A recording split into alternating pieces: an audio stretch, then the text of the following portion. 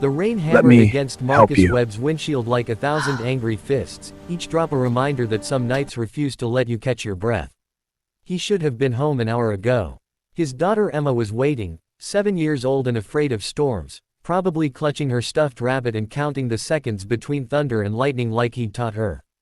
But as Marcus squinted through the deluge on that deserted stretch of Highway 47, he saw something that made his foot instinctively hit the brake. A figure hunched beside a silver sedan, hazard lights blinking weakly through the torrential downpour.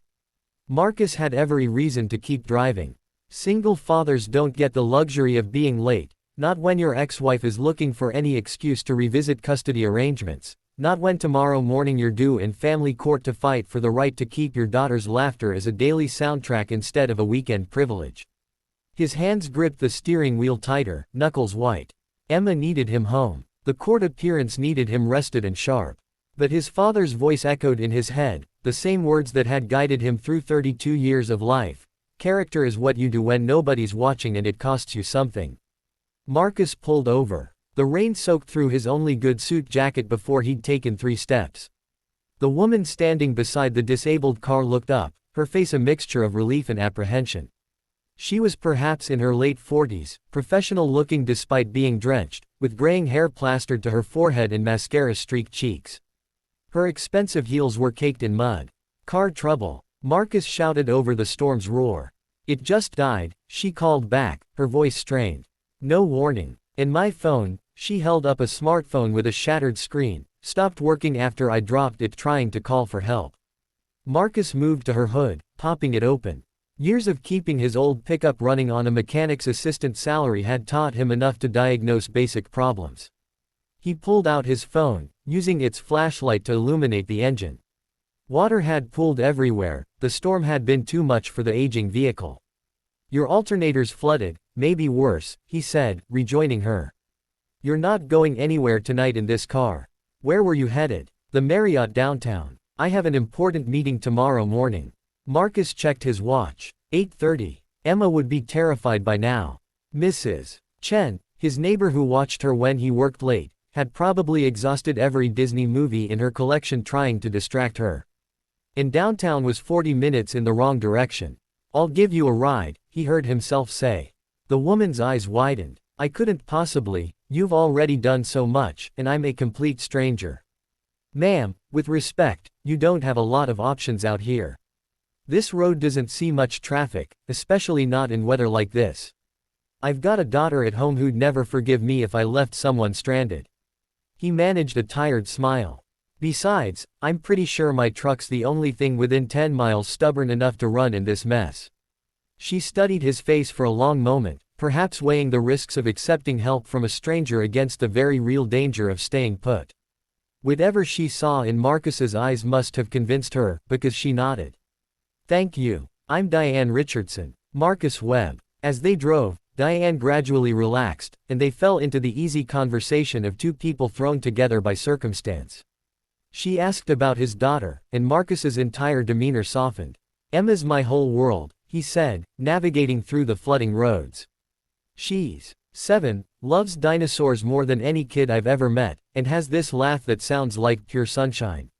We go to the Natural History Museum every other Saturday, it's our thing. Every other Saturday? Diane asked gently. Marcus's jaw tightened. Shared custody. For now. Tomorrow I'm in court to try to change that. My ex-wife, she remarried, some corporate guy who wants to relocate to Seattle for his job. They're pushing to take Emma with them. That must be terrifying. You have no idea. Marcus's voice cracked slightly. I've been saving for 2 years to afford a decent lawyer. I've documented every scraped knee I've bandaged, every parent-teacher conference I've attended, every bedtime story I've read. I've been trying to prove that being a single dad working 2 jobs doesn't mean I'm any less important to my daughter's life. Diane was quiet for a moment. It sounds like Emma is lucky to have you fighting for her. I just hope the judge sees it that way. Judge Richardson, I looked her up. Apparently, she's tough but fair. Written opinions about the importance of both parents in a child's life. I'm banking everything on her seeing past the financial differences and recognizing that my daughter needs her father. The irony of Marcus's words hung in the air, though only one person in that truck understood why. Diane Richardson said nothing, staring out at the rain-drenched streets with an expression Marcus couldn't quite read. When they finally pulled up to the Marriott, Marcus was an hour and 20 minutes later than he'd planned. Diane gathered her briefcase and turned to him. "Marcus, I can't thank you enough. You gave up your evening. You'd have done the same," he said simply. "Get some rest for your meeting." As he drove away, Diane stood under the hotel's awning, watching his taillights disappear into the storm. Her hands trembled slightly as she pulled out her room key. Tomorrow morning, she would walk into courtroom 5B as Judge Diane Richardson, where she would preside over Webb vs. Webb, a custody modification hearing that had seemed straightforward on paper. A father with limited means against a mother with a stable, remarried situation and plans to relocate. But nothing was straightforward anymore. That night, Marcus arrived home to find Emma asleep on Mrs. Chen's couch, her rabbit tucked under her chin. He carried his daughter to bed, kissed her forehead, and practiced his testimony until midnight, unaware that the most important moment of his case had already happened on a rain-soaked highway.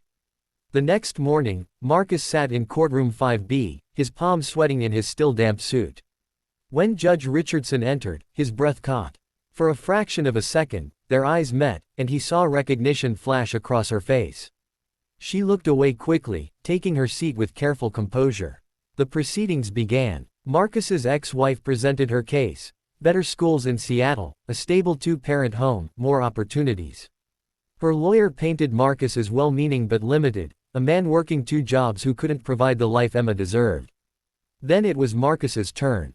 He spoke from the heart about Saturday museum trips, about teaching Emma to face her fear of storms, about the notebook where he wrote down every funny thing she said because he never wanted to forget. Judge Richardson listened to everything, her face professionally neutral. But when she finally spoke, there was something different in her voice, something that sounded almost like conviction that had been tested and strengthened. "I've reviewed this case thoroughly," she began. "The court recognizes that relocation cases require balancing many factors: stability, opportunity, and perhaps most importantly, the bond between parent and child. The financial resources available in each household, while considered, cannot be the determining factor in evaluating what serves a child's best interest." She looked directly at Marcus. "What matters is presence, consistent, loving, selfless presence. It's about the parent who shows up, who sacrifices, who demonstrates through daily actions that their child's well-being comes first." Her ruling granted Marcus primary custody, with a revised visitation schedule for his ex-wife. Emma would stay with her father. As the courtroom emptied, Diane caught Marcus's eye and gave the smallest nod. Some might question whether the judge's decision had been influenced by a chance encounter on a stormy night. But Diane Richardson knew the truth. She hadn't ruled based on who Marcus was to her for 1 hour during a storm. She'd ruled based on who he'd revealed himself to be when it cost him something, when nobody was watching, when helping a stranger meant risking everything that mattered. That night, Marcus held Emma tight as thunder rolled overhead, no longer afraid of the morning or what storms might come. Because he'd learned something too. Sometimes the universe rewards kindness not because it witnessed your good deed, but because it needed to see if you'd do the right thing even when it seemed to cost you everything. Character, his father had always said, is what you do when nobody's watching. Except somebody had been watching after all.